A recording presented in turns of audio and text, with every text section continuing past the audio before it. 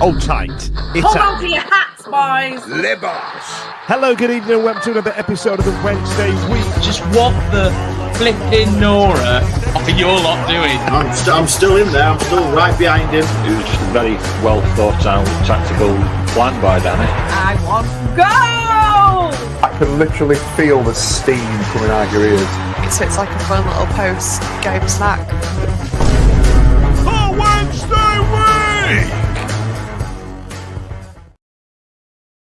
Hello, good evening, and welcome to another episode of the Wednesday Week. This weekend, Sheffield Wednesday were in action against West Brom away at the Hawthorns and came away 2-1 losers, which was all very sad for everybody, especially in the manner in which we did it. Tonight, joining me, we've got Charlie, we've got Stevie, and as a special guest star this evening, coming from his deathbed because he's all riddled with, I hope, a man flu, because if, he had a dog flu, then we'd all be in trouble. Alex Miller from the Sheffield Star is joining us this evening. I'm looking for a brother with hella pounds. 079 baby. I'm Muhammad digits out. So good evening and welcome to the show, ladies and gents. We've got people from Mexico join us tonight. If you do want to get involved, don't forget to join in the comments. Hola, como estás to Mexico. And you're all right. Don't forget to like and subscribe and all the rest of it. Ring that bell. Chaz, how are you? You all right? How was your weekend, Dees? It wasn't too bad. I was driving during the game. So over the course of like the last 15 minutes of the game, I went from speeding happily to speeding angrily. So anyone who drove past me during that time would have seen a range of me car emotions. It was very sad. In my head, you had for 15 minutes, you had your head out the window like Ace Ventura at some point. Yeah. That's exactly it. Going, oh, everyone, and then crying, like sad. The rain was coming down in the car. Got sad music playing. Got James Blunt on. It was awful. I love the idea of going, oh, let the dogs out. Hang on, I'm going to change the Spotify to we're not in love. Something like that. Something great. Or you could put a bit of Teflon Don on, like what I gave you a bit of earlier on. Stevie, how are you? You all right? Yeah, I'm good. What is that intro? I decided that I don't know if anybody's noticed. If you listen back to like the last 4 or 5 episodes, right? I go, tonight joining me is XYZ and I drop something else new. It's a little gag I've been playing with myself, and I thought I'd try some lyrics from the 2018 hit Boasty. It's not gone unnoticed, to be fair. Yeah. Nor is your playlist, your gym playlist. Oh yeah, the gym playlist has been doing absolute bits. Miller, Alex, how are you? How are you feeling? It's Miller time. It's Miller time. I'm all right. I'm certainly not going to be able to match the energy that you've thrown up in the first 30 seconds. That was the most remarkable intro to anything I've ever heard in my life. I tell you what. Yeah, no, I'm good. I'm steady. Well, I had a white monster at 6 p.m. and it's just coursing through my veins as we speak. So if anybody's awake at 1 a.m., give me a shout. I'll be there for you, kids. Right then. So Sheffield Wednesday playing West Brom. We're in action away at the Hawthorns. As I said in the intro, going into the game, Stevie, how did you feel that was going to go? It was going to be a tough one, right? Yeah, it was always going to be one of those sort of, I don't want to say measuring sticks, but it was always going to be one of those games where you sort of found out where we were. We've had disappointments of late concessions of goals or games that we should have won where we've actually drawn. And And in actual fact, if we could go out and put in a performance or get something out of the West Brom game, then, it would show us where we are. And there's a lot of speculation at the moment around whether or not we're a playoff side or a mid-table or whatever that may be. So it was going to be a good test, and I was looking forward to it. I went down with Blair, managed to spend the day with Blair, which was always good to see our podcast brethren. But yeah, it was a game that I was hopeful more than expectant, and I'm sure we'll get into it. And I think over the course of the 90 minutes, we were quite unlucky. He says unlucky, but I tell you what, we'll probably get into it. Chaz, unfortunate. Unfortunate's the great one. Chaz, this is the starting lineup that I stole from the club off X. Yes. Beal, Valerie, Ihekwe, Bernard, Maxlow, Shabler, Charles, Armstrong, Gassama, Windass, and Smith. Rare start for Chalobah there. Smith starting, which is, again, a big turn up for the Bucks. I don't know what's happening. I don't know what's going on. Lots of changes there, lots to happen, and no new defenders brought in during the window. So, the defense is what it is, injury pending. So, any thoughts? Well, obviously it had been rumoured, hadn't it, that Bannon was going to be out, and I think Danny probably quite smartly had sort of not, you don't announce your best player is going to be injured to give your enemies any advantage there. But yeah, it was it's not entirely surprising, I think, given Bannon being out, but it really did. I mean, I know obviously we have since signed Rio, haven't we? But he was never, he was unlikely to be in time to play. So I think it really, unfortunately, you only need a couple of injuries to really flag up just possibly how thin our recruitment has been. So, but Smith starting, big news for fans of Michael Smith everywhere. So at least that's your little group of people. Are you in like a group chat where you're like? Because I remember Vic and Lord Hillsbury used to do it back in the day, where they used to talk about putting duvets over their head and having torches up on their face, going, "We had a Michael Smith." Whether actually New You fan club it was back then. As an I'm still in the my subscription has never expired to the New You fan club, but I have taken out a new subscription to the Smith fan club as well. All welcome. I've got to say, Charlie, so throughout January I was sort of covering the Smith to Wrexham interest, and whenever I put a story out, it was just a matter of time before there was some sort of mid-breakdown response from yourself. I always sort of look forward to that. Thank you for toying with my emotions throughout the saddest month of the year. That was great. I was like, I hate the Welsh now, I guess. That's happened. That's a thing. Wrexham were never asked. I was just doing it just purely to just wind me out. I deleted my Disney Plus subscription out of anger. I was like, that's enough of that. I love the way that I think personally you deleted the Disney Plus subscription so you could make money to appear for the Michael Smith fan club. Yeah, absolutely. You've got to manage your finances in this day and age, especially when when everything's so expensive. Alex, welcome to the show. Nice to have you on proper. Normally it's like a spin-off episode or something like that. Welcome to the mayhem. We will be going to questions from the public as well. That's always a bloody nightmare, so brace yourself for that. They're already sharpening the knives now. They've seen you coming on. I stuttered. I was going to say stuttered start from Sheffield Wednesday. Now, we discussed on this show last few weeks that there's an element of Sheffield Wednesday starting out slow and then going at it three cockerels to the country file for the second half to absolutely knock down the door, which is why we've overturned so many deficits, right, this season. Do you feel like that's the game plan that Danny's going for? I think in certain games, yeah. You look back at QPR, it was very similar. You're watching a side away from home getting battered in a lot of ways and not having much of the ball. But in both those games, West Brom and QPR, you look back and you go, well, for all the ball that they had in the first half and all the pretty stuff they were doing between the boxes, and how many big chances did they really have? And I think it is certainly part of the way they go about some home games. Danny's spoken a lot about a specific match plan for certain games. Excuse me. And it's about, the Michael Smith off the bench is a part of that. He wants Smith to come on and change Wednesday's direction of attack. at a certain stage of the game, when people are more fatigued, when the game's a bit more broken up, whatever it might be. We've seen the number of times he's made a substitution at half time, which is something that I've not seen quite as much from other Wednesday managers in the past. So, I think there is a sense that in some away games, there is a feeling that it's sort of bunker down and crack on with 45 minutes to go. I'd love to be a fly on the wall at half time. Like, does he just go, right, lads, here we go, gear 2, move it up 1?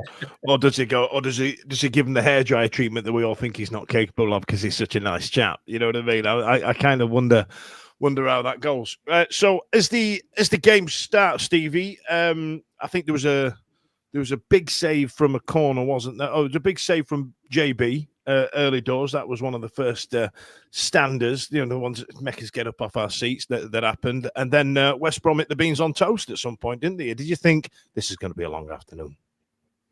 It was a funny one because obviously your away days at the minute are great to sort of get involved with in terms of the atmosphere when you're there. And everybody was, when you get in there, you're quite optimistic. But like we said, I wouldn't say it was a scrappy start, but it certainly felt like we were backs to the wall to an extent, and obviously we'd sit in a little bit deeper and look to play on the counter in that first half. And my overriding impression earlier on was we're just conceding too many corners. And I think if you look at the corner count over the course of the 90, I think they ended up having 12. I think it was 2 hour. Just looking now, 12 to our 2, and it just felt like they were just coming one after another, which was really frustrating and really concerning. But off the back of one of those corners early in the first half, corner came in and their lads headed it down, and Beadles managed to get down and sort of palm it away. And then off the back of that, the second phase, he's sort of lashed it and it's clipped the outside of the post, hasn't it? And at that point, you were sort of. It almost felt like matter of time. Yeah, you're like, there's an element of like Middlesbrough away that first half. Yes, you know what I mean? Like, absolutely that. And it was, anything that we can get. And then gradually, as the half went on, there were times when we were starting to hit them on the break. However, there was certainly in that sort of formative stage of the first half, the first 15, 20 minutes, it did feel at times like it was going to be a long afternoon. Yeah, it really did. Charles Potatoes. In the next few moments, Djedi Gassama had one of the latest offside calls I think I've ever seen in my life. What's she doing? See, this is what's so frustrating about these kind of calls is without VAR, it's always going to come down to that kind of was he or wasn't he? But it is the delay. I think like Roll said 16 seconds. Like that's quite specific, but it's still a really long time. And it was like Byers at Hillsborough where it was like, oh, it's a goal. Wait a minute, let me consult the big board.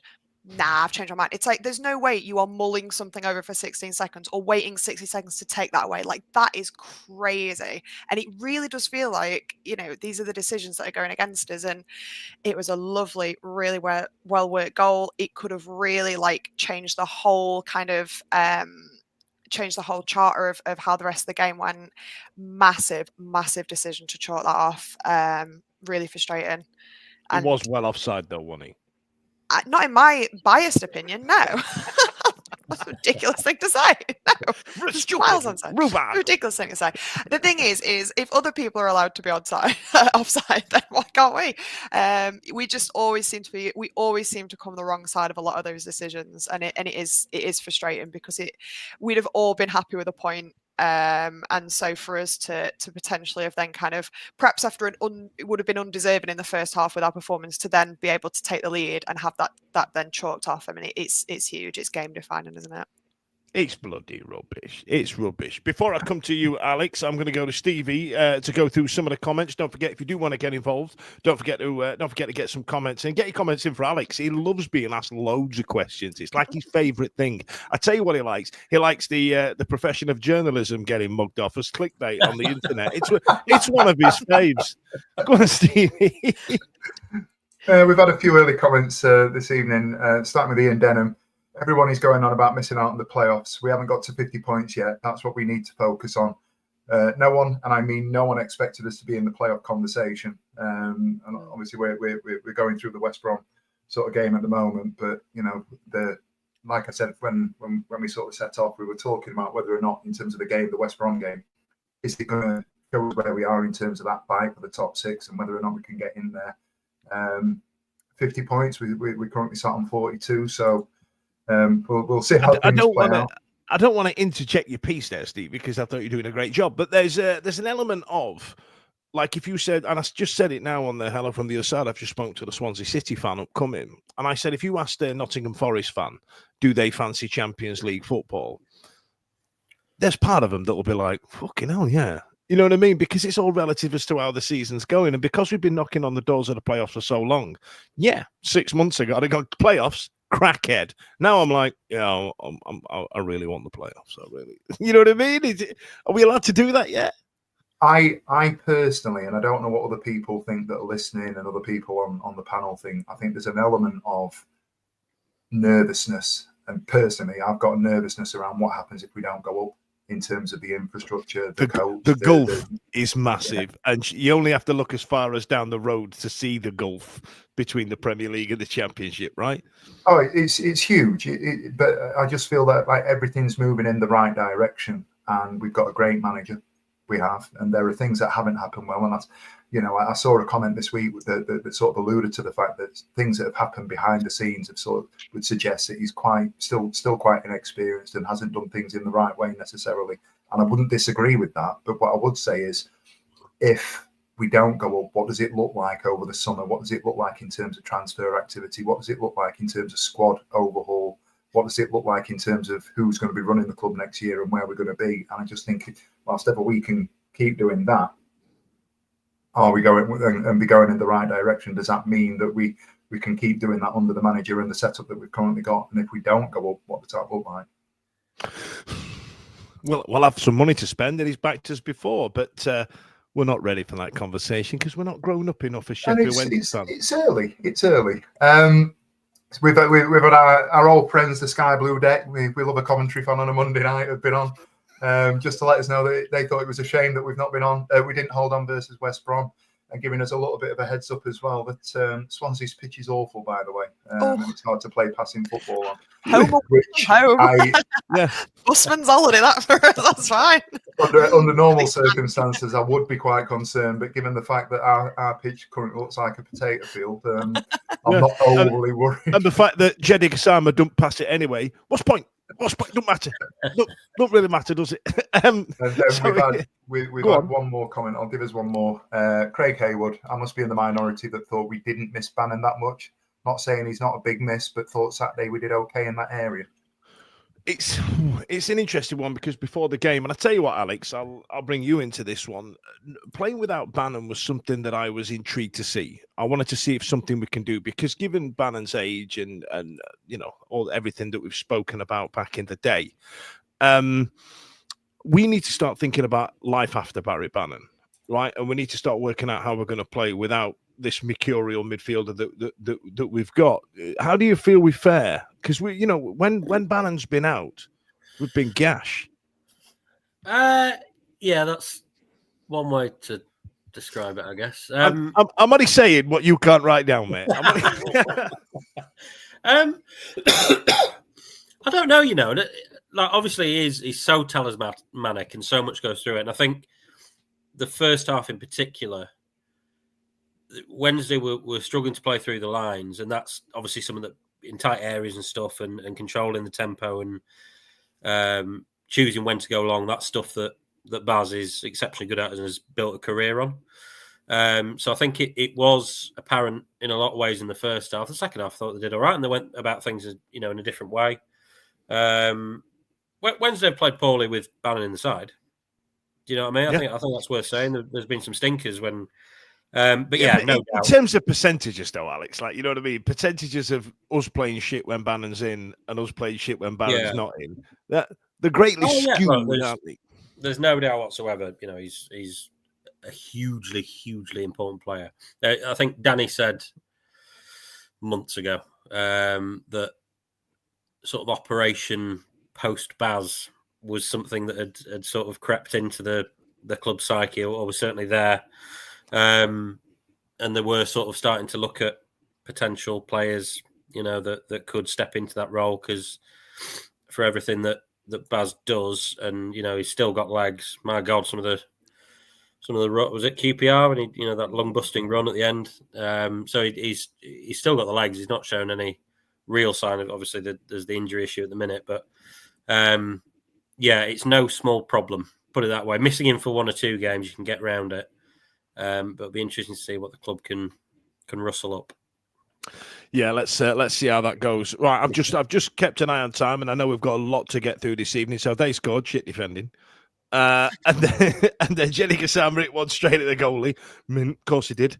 Right, do you know what, Chaz? I'm going to come to you for Pato's shitty goal. At this point, sunroof down, system up with the top down like Blue from 2001. I was going bah, bah, bah, bah, like it was amazing, and it was so fairy tale-y, wasn't it? Like it was so great for him to come on as a sub and get like that equalising goal at the death, the one that everyone started tweeting. Oh, he's secured a point for the Owls. Damn them to write that before the final whistle has gone. So I blame the local media. I did, that like you get right excited and you just put caps lock on and just Yeah. When you press send and you go, oh, there's like 3 or 4 minutes left here. What have you done? I love that you've turned into Hagrid. I should not have said that. I should not have said that. Yeah, it was low. Yeah, it was. I think the minute I heard the word corner, from their perspective, the minute I thought set piece at the death, and we've just managed to pull it back, and I think. Like, I really do think a draw would have been fair at that point. Like, with our possibly controversial, goal being chalked off, and it took them a while to kind of get one past us, considering that, first half, blah, blah, blah, blah. It did feel cruel.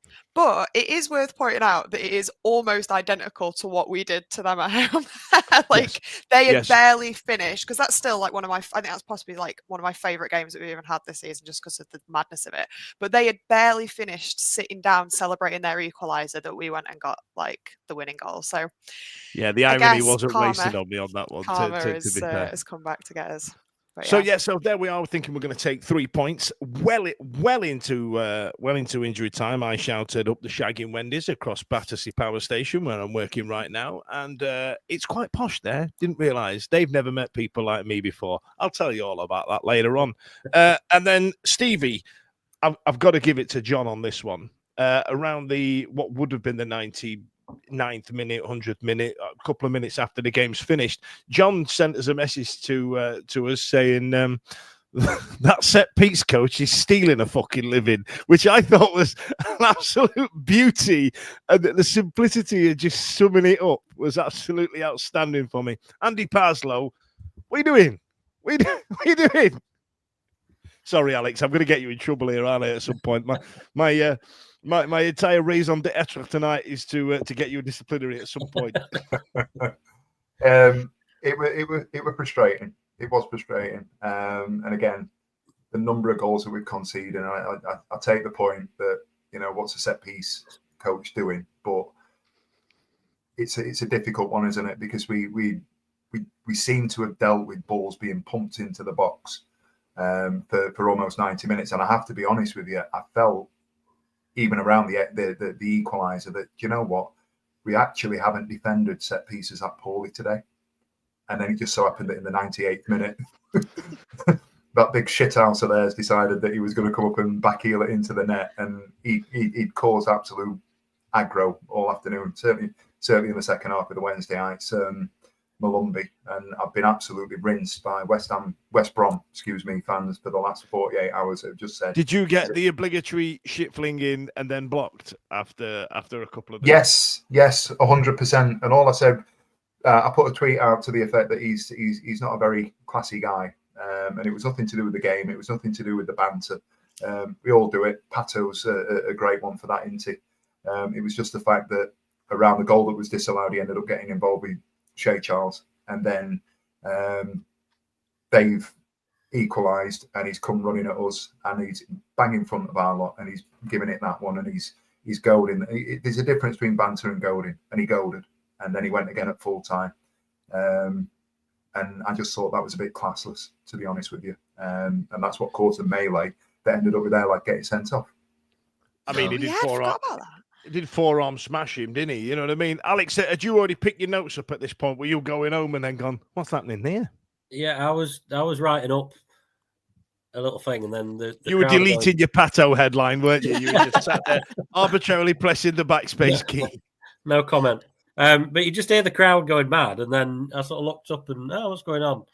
And the moment, on the clip that's been going around, the moment I looked up was Malumbi running away from the melee, and then this forearm going in, and Malumbi just sprinting down the tunnel with Sal Bibbo trying to catch up with him. Yeah.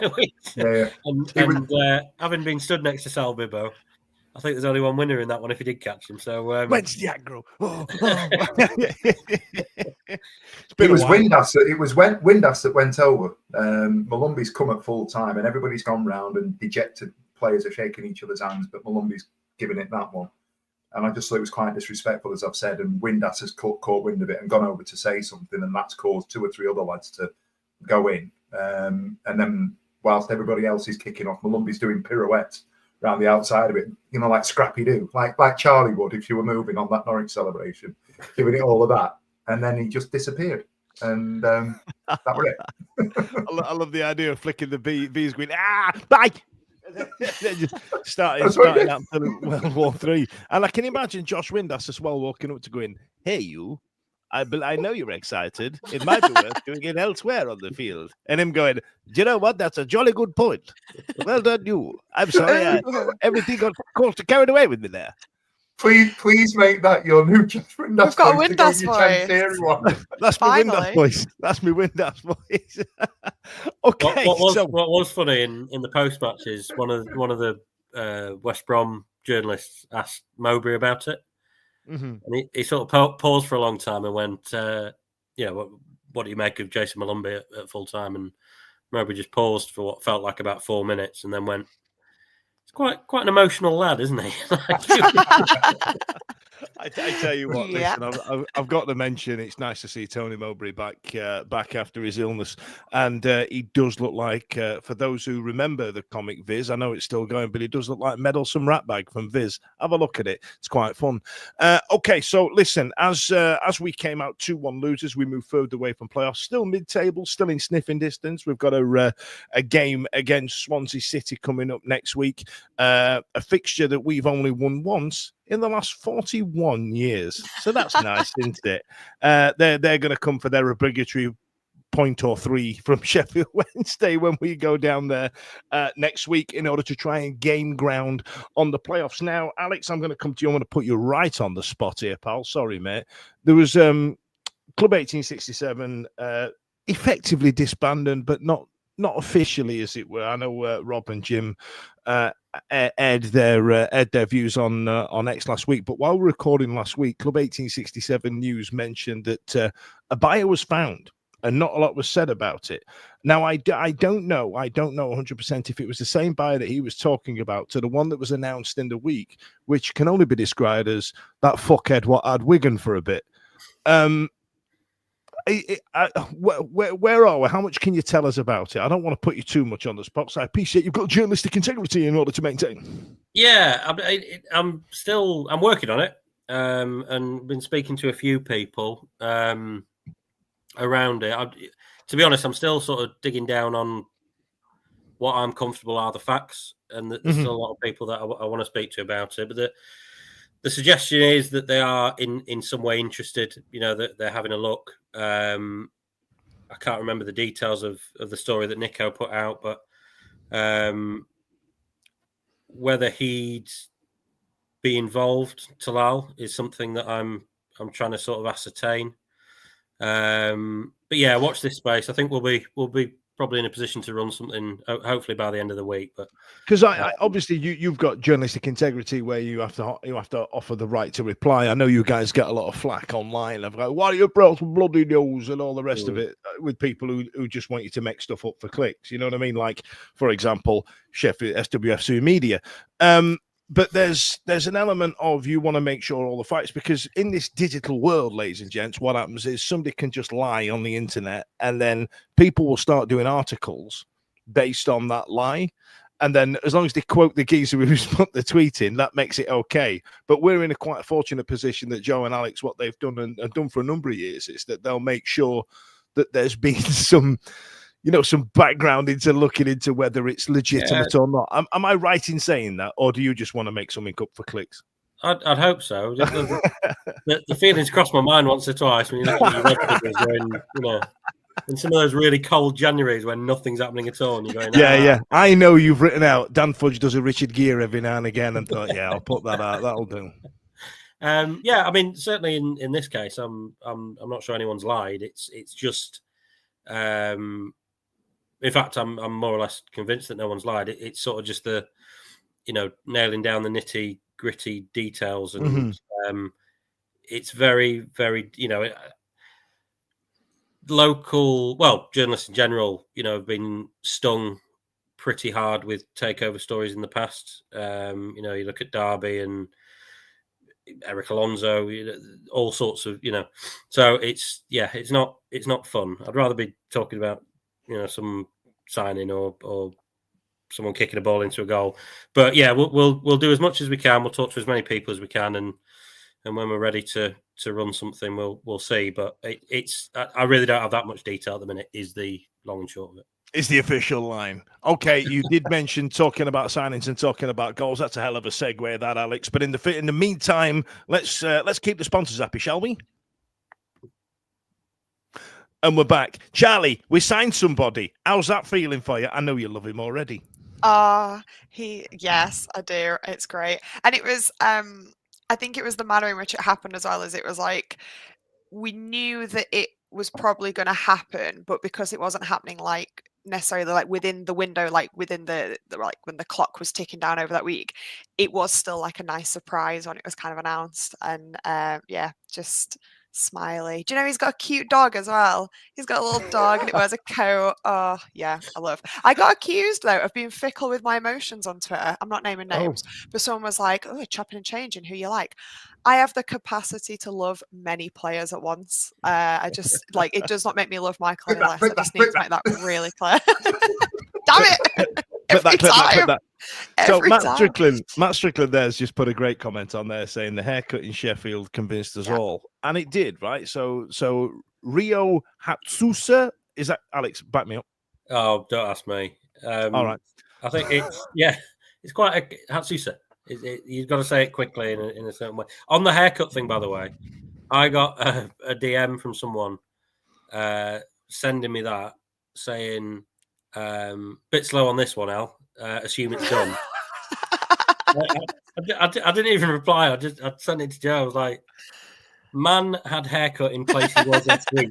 Like, I thought we can't really run with that. Yes. You know what I mean? And the transfer took that long. By the time we announced him, he was in need of another haircut, which I really enjoyed. But yes, we've signed. I want to say left back. I don't really know much about him. I know that we've gained a lot more fans from East Asia. So welcome to the party, pal. My accent is available on Fudge Facts. Get involved. So listen, we've got a new player.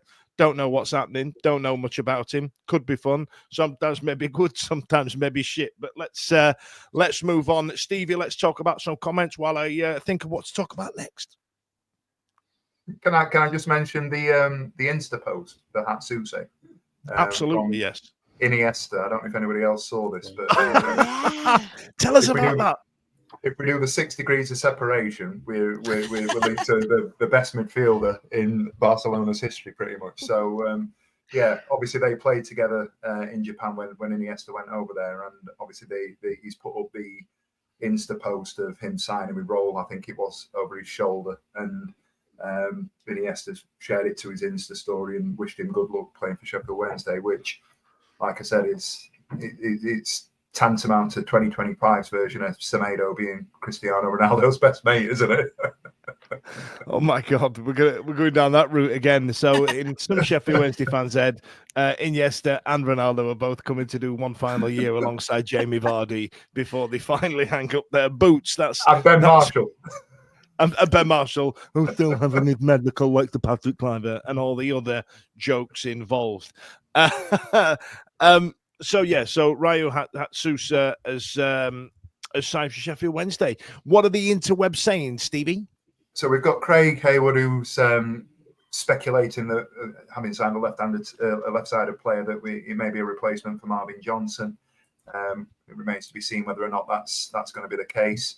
Going back to an earlier sort of conversation we were having, Matthew Talbot's been on around Danny Rule. Danny Rule will leave at the end of the season. We all know that. My only concern is that all the hard work will be undone, and who will replace him.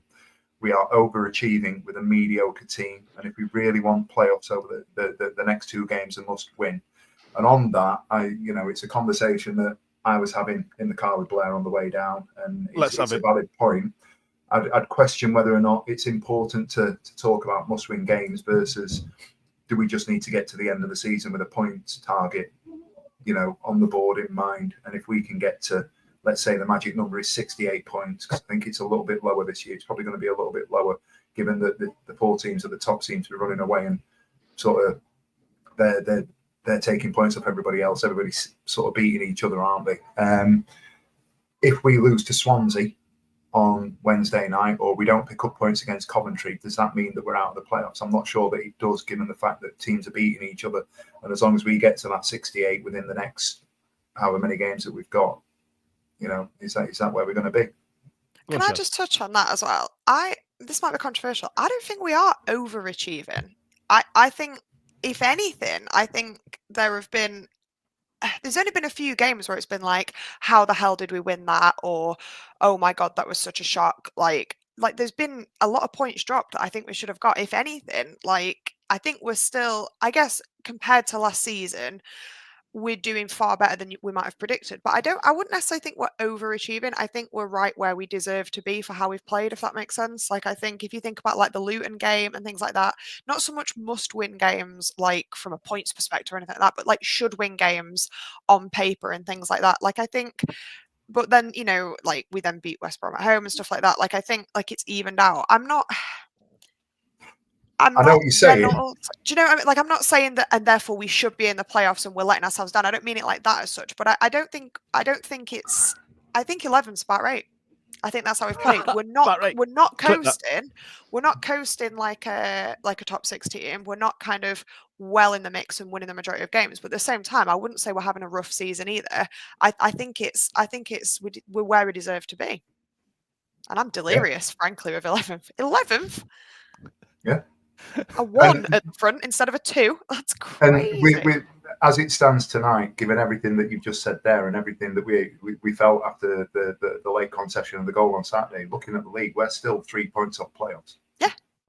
Even with the last few slightly ropey results, we've not suddenly discounted ourselves massively, and it's great to have something to achieve for, because if you're really mid-table, you're not going to go down, not going to go up, it does feel a bit of a lull, and we actually still have the potential to do something. But I think it's unfair to suggest that we're a weaker team who's somehow got some lucky breaks. I think if anything, we're better sometimes in how we play. I think we have let things slip, and I think perhaps sometimes we've been unlucky with a couple of decisions gone against us and things like that, like the other Luton game and the QPR game and things like that. But overall, I think we're doing what we're going to do, and I think injuries is what really is going to cost us. I think ultimately, I think that lack of depth in the squad, and that where other teams have gone, well, we've got money, we've thrown money at stuff, we've backed things up. That's going to ultimately be the difference between the top 6. It's not even all going to come down to those nitty-gritty results. It's going to be who's got, it's pay to play at this point, isn't it, really? I think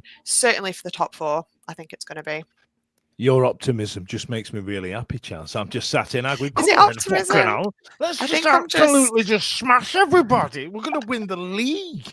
Premier League Wendy's in the next year. But I enjoy it. I don't know if we are punching above our weight, and I don't know if we're underperforming, but so it's a good chat to have. Stevie, what else have we got? Have you got any more comments? Yeah. Again, without wanting to put him on the spot, I've got a question for Alex. Alex, they're all sharpening the knives. This is like a mini fans forum where everybody out there is going, I'm going to ask this, I'm going to ask that. And you're going to have to sit there, do the Chancery voice and go, I'm not answering that, bollocks. What's the matter with you? Give it. It's a great opportunity for Alex to be his ever diplomatic self. Nick, SWFC's been on. Can you ask him if he's heard anything else on Baz or Bernard? It's been in the comments for about 10-15 minutes now. Apologies, only just been asked. if it's already been asked. Does Alex think we need to look to the free market to get some CB cover, centre-back cover that we desperately need? I tell you what, Alex, my next question was going to be talking about the article that you did today about why we didn't get a centre back. So if you want to wind that in answer to this question, that would be a lovely segue. Clip that. Lovely. In terms of the injuries, it's sort of as was from the post match. So I know there's been some timescales banded about on Baz. I don't think anyone's really 100% sure. It could go one way or the other. There's some stuff that they're considering, and there's consultation sort of ongoing.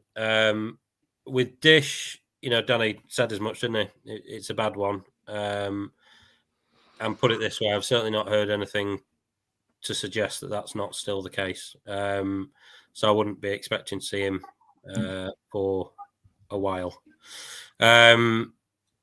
It was so innocuous as well, wasn't it? Well, it was. That corner, because the press box at the Hawthorns it's right at one end, so we were in that corner. Yeah. Before he went off and come back on, straight away, it just looked. You're close enough to see his face, and you're thinking, that's not a good one. I thought it was his quad at first, and with that, even if it's a tear, but it sounds like it's a knee issue, and of all the things that could have happened, a defender going down injured, the game after the transfer window is closed. Yeah, I mean, pretty miserable. I said a number of times, in our wrap ups, I think Danny made clear throughout the transfer window that he only wanted to sign players. When he said impact players, I think a lot of people sort of read that as like an exciting attacking player. But I think what he meant was players that are going to make an impact on the starting lineup. I gather that they were a long way down the road on a permanent transfer signing from the Championship, and then that got pulled on deadline day by the selling club.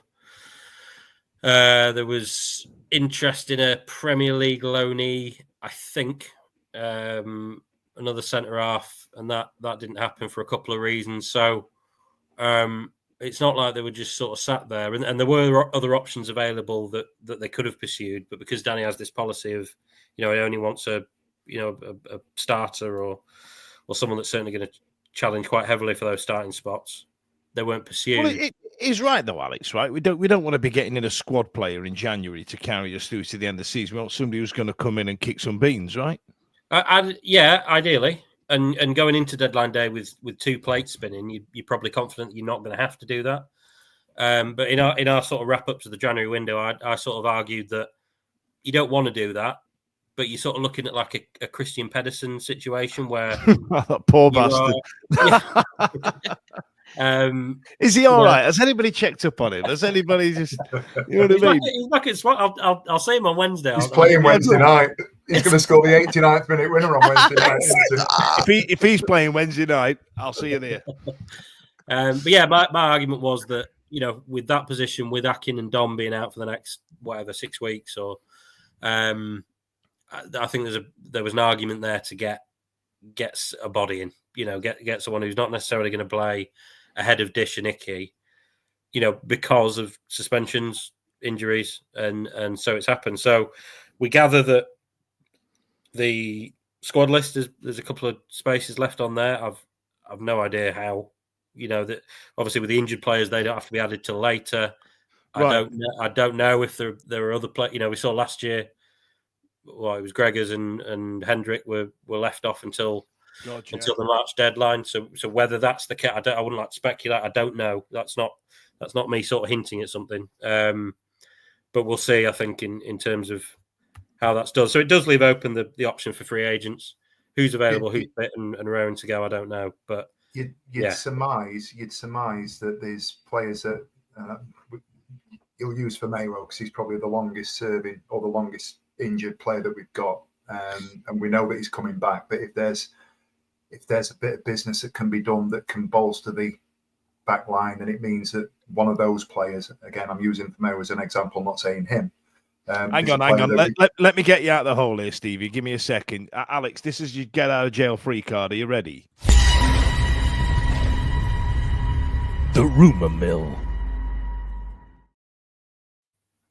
That's podcast speak for allegedly. Allegedly.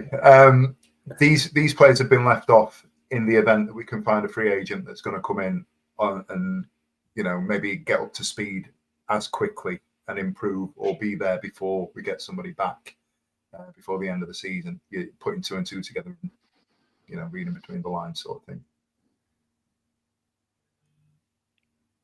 Was there a question in there? Sorry. No, I'm saying, is that the viewpoint that people have in the sense that the reason that we've not put the 25-man squad in?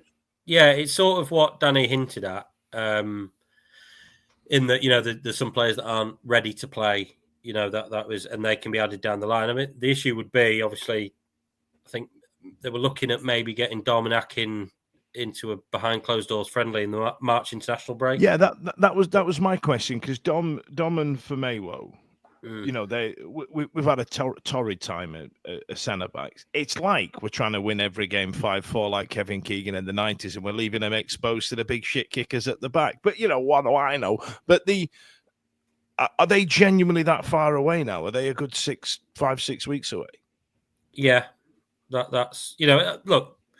Danny, as he often does, sort of left that window open, and you do wonder if one could maybe be rushed back. But these are serious injuries. It's not asking someone to play, maybe with a wrapped up swollen ankle. Do you know what I mean? These are serious injuries. Give him the injections. We've all played Puppy Manager. Give him the injections. And that sort of return date of playing a friendly in the middle of March, you're sort of looking at it going, well, they're probably another 90 minutes on from that. Mm-hmm. You're looking probably 2-3 weeks after, So, yeah, they're looking light, and you just wonder if Kevin Beadle and the boys have been ringing around some weird and wonderful places for some free agents last couple of days. I think we said this in the summer as well with like transfer windows, is you do have to, if you have the means to, cast a wide net, because I do understand where Danny's coming from about like, don't fix what ain't broke, kind of only getting people in that you think are going to kick on, which is absolutely fine until you get situations like this. And I suppose like last January window, it was about like quality over quantity. We only got a few in, but they were such like key players and really kind of supported us where we needed. But I don't know. I just think like, because not only, I know it sounds a bit awful, but you're so unlikely to sign, even out of like 3 or 4 signings, that all of them are going to be golden as well. So I feel like the more players you sign, if some of them are shit, it's less of a problem. Like look at them across the city, right? Like they've signed 1,000 players, right? And not all of them are going to be that good. But isn't that kind of the point? It's like that you sign a big load and then you've kind of got backup there. I don't know. Like I do worry perhaps a little bit that we should have. But then I guess if we've been pipped to the post for certain things or things have fallen through, perhaps it's not that we've not been looking. But it did kind of feel like that sort of cruel irony of like, well, we've probably strengthened in most of the key areas. Bam, 2 huge injuries to 2 massive key players. It's like, right, on top of the injuries we already had. It's, I don't know, just feels like it's left us a bit short. It's tricky. I was enjoying the free-flowing conversation there. It was nice to watch you all chat away without me going, yes, I'm going to interject and move it on for time. This is like free time now. You know what I mean? This is like playtime. Does anybody else want to put Alex on the spot with a difficult question? Get them all in. He's all ears. He's all ear. That was a great comment you just put up there, Stevie, actually, in reference to the free agents. I'll get it back up. There you go. Are they up to match fitness? I mean, Stevie, have you had any elongated periods of time out? You've come back and been gash? Yeah. Can I say gash on the internet? Hang on. I need a quick woke check. Earlier. Charlie, am I allowed to? Am I allowed to say that? I'll allow it. You said fuckhead earlier as well, so I think gash is the least. All right. if I wanted to keep it like 15, like a 15 video, can I say gash and fuckhead? Yes. No. All right. You can't say fuckhead. That's 18. Just gash. All right. Stevie, get me out of this hole. Not oh my God. What are you doing, man? Cancelled. I honestly cannot resist a shit gag. Go on. We've had a comment from Nick SWFC that's just popped up. Do you know the identity of the championship player we were in for on deadline day? Did you say permanent, which would suggest DC was willing to spend on a fee? I'd like to interject and just say before I go any further that I put that comment up without reading it just to get Dan out of a hole. So I'd like to apologise for putting people on the spot. Oh my gosh, Alex, talk about that. Give us names, Alex. Is there anybody you can tell us about where we're kind of like, you know? No, we don't know. Without being really clandestine, it's I do know who it is. It's something that they might revisit in the summer. So yeah, I'm keeping my powder dry. Some hope to cling on to. Oh, lovely hope. I tell you what, Alex, if we sign this geezer in the summer, I'm going to send you the rumour mill video, and then I just want you to tweet that. You know what I mean? Just go. There you are. That's who it was. Lubbock. You know what I mean? Just drop it in there. I'm out. We've done all the noise. I mean, does anybody? I mean, Chaz, do you have any concerns about a takeover? Is there an element? I thought we'd get longer out of that, if I'm honest. But do you feel like there is an element of better the devil you know with our supreme leader in charge that we've got? A little bit. I think it's not. I'm trying to be really diplomatic on this. It's not that I'm like, everything's fine. We don't ever have any problems or crazy things happen. But if there's then a rumor about someone else that's got, like, if put it this way, imagine if like Chancery had left Sheffield Wednesday and another club was saying, oh, we've got a rumor that Chancery is going to take over our club. Imagine what all our comments would be saying. Oh my God, you don't want that. Didn't you hear about all the stuff you did at Sheffield Wednesday? So I just feel like potentially the idea of someone coming with the stink of issues. I don't know. It's what you'd want is someone to come in either who it's like, oh, has had previous experience and it has been okay, average to middling or really good, or maybe like, I don't know, a blank slate, like someone that's got the money that perhaps would funnel it into getting a bunch of directors in and kind of doing it that way. To me, I don't really know why you would jump ship to something that could it's be already as, a proven as shit bad, track if not worse. record Yeah, as well. it just,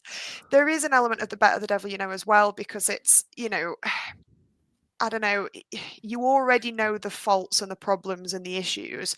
It could be worse. Like, I'm not saying it's good, but it could be worse. And I think someone coming in where it's like, hey, let's get a different possibly crooked person in charge. It's like, I don't really feel like I'm going to get super I tell you what, listen, hyped about that. Really, get the rumor mill up. Get the rumor mill, mill up. quick. Quick. Hang on. I'm gonna be measured. Gonna I'm get gonna cancelled. add balance, right? If you listen to the Sam Hutchinson interview, he did say that he does want the best for the team. Yeah. And I feel like the issues that the Sheffield Wednesday fans have, Matt's written it there, and the issues that the Sheffield Wednesday fans have are on his personality. I think absolutely. a And lot I of don't. it. And We've heard that before about that. hang on, Chaz. I just need to. I need to make very sure that I say that's the views of the Wednesday week and not Alex of the Sheffield Star, because I feel like talking about this type of thing might put him in a bit of a situation. Sorry, Alex. Sorry. Look, not at all. You know, it's you know, we've had to be the ones spending half our lives talking about the trials and tribulations and the weight of failure and chaos and all the rest of it. So yeah, I don't think. I mean, we certainly wouldn't use the word crooked, Charlie. But hang on, quick. Let me find the bloody video. Quick, hang on. We'll clip that crooked. The rumor mill.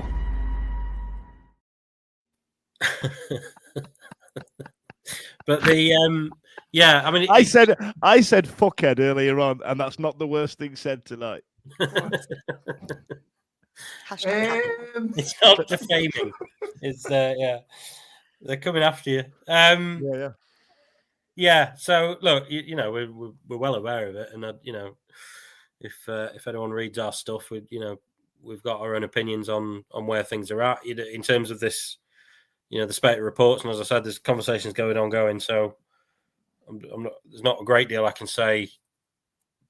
You know, with huge confidence. What I will say is I don't think they're going to be the next owners of Sheffield Wednesday at this stage. And I think the guys that have been liaising with them, the guys from the 1867 and have more or less said as much themselves. So they've not thrown their weight behind him, have they? The guys have actually gone, well, we found a buyer, albeit not the one any of us wanted, but there is one available. You know what I mean? There is an element of that, right? There is a point of that. But coming away from that, Alex, because I appreciate we're putting you in career suicide, in some kind of pit here right now, and you're doing really well. And I'm going to say it, farting around the poo. Fair play. How long was that? That needs a jingle. That needs a jingle in itself. 55 minutes in, and that's the first one I've dropped. Stevie, I saw you start a comment earlier on in reference to Schneck. Oh, here we go. Yeah. Craig Haywood would like to know, Alex, the best away ground for food and which is the worst? You see, this is the stuff. This is the stuff. Quality content right here. Best away ground. Ooh. The best I've ever had was Brighton in the FA Cup. That was a Madras, and we'd gone down on the Friday night, and it was my first away trip as part of the media pack, and they may have got me a little bit drunk on the Friday night, so I was tender, and a Madras. You went to Popwell, didn't you? We didn't. We went to an indie bar called... it was uphill somewhere. I can't remember. Yeah, I know the one. On the way down from the train station. Yeah. I know your game. So that was my favourite. Hull in the Championship. Hull's very good. Hull seems to get a decent run out, doesn't it, when talking about fish and chips? However, if you have followed Alex's colleague in Joe Cran, who also talks about Joe Scran, Joey Jojo, Junior Shabadoo, Crandabidosi, Nelson Crandella, he's been talking about food the entire time he was living in this country. So I don't know where you've been. Weird ass question. What else we got? Let's come back. Don't dare say Brighton's Madras eclipses of Berry's Sarnie. Well, but I've used, but as you can see, I'm a man of a certain stature, shall we say? So I've always used Berries not as a pre-match meal. That's very much my half-time sort of stock up. So I know exactly where you're coming from. I did really well, regressing a smutty remark there. Stevie, let's wind this down with a few more comments, a few more quick-fire questions for Alex, because I'm completely out. I thought we'd be talking about the chairman phrase, and I thought Alex would give us a really succinct answer and just, name a load of names and stuff like that, but he's done really well. You'll have to buy a copy of The Star, everyone. God. There you go. Nice. I'm giving you one. Get it in. We're almost at the end of the questions. To be fair, there's just one. Come on, what we got from Neon Brown? And it's all right, check us out, Alex. Sing us out. Play me out, Charlie. One late question for Mr. Miller: was Wile E. Coyote consistently sold defective products by the Acme Corporation, and if so, was a legally actionable consumer rights violation? Yeah, why not?